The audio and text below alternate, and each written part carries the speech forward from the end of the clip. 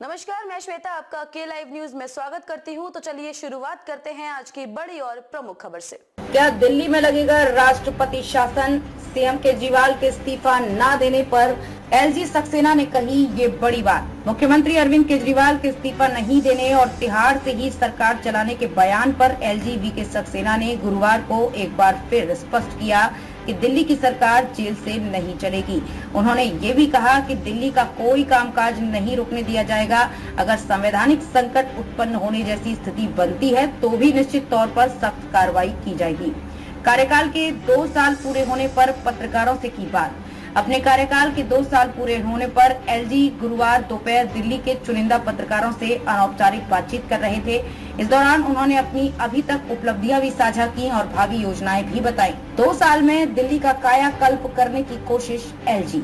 26 मई 2022 को दिल्ली के उपराज्यपाल का पदभार संभालने वाले सक्सेना ने कहा, कार्यकाल खासा चुनौतीपूर्ण रहा है, लेकिन फिर भी उन्होंने यथासंभव बेहतर करने का प्रयास किया। एलजी ने ये भी कहा कि अगले 2 साल में उनकी कोशिश दिल्ली का कायाकल्प करने की है।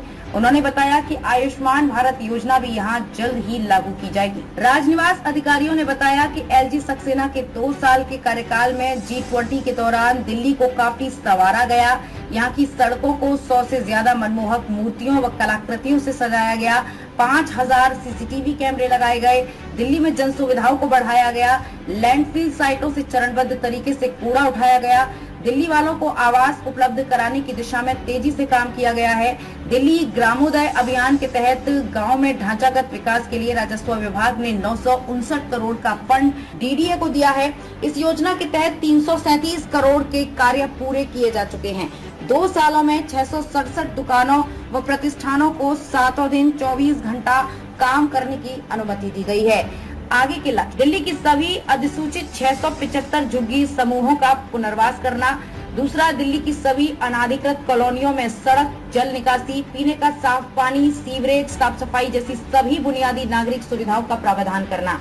यमुना पर अन्य घाटों का विकास और यमुना बाढ़ के मैदानों की सफाई करना।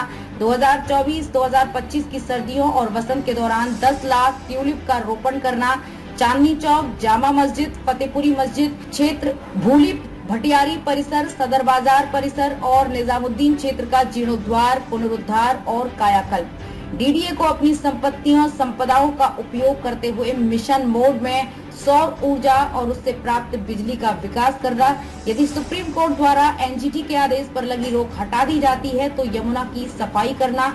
यदि सुप्रीम कोर्ट द्वारा एनजीटी के आदेश पर लगी रोक हटा दी जाती है तो कचरा निपटान में तेजी आएगी। खबरों में अब तक के लिए बस इतना ही। फिर होगी आपसे मुलाकात ऐसी किसी बड़ी और खास खबर के साथ। तब तक के लिए नमस्कार और देखते रहिए के लाइव न्यूज।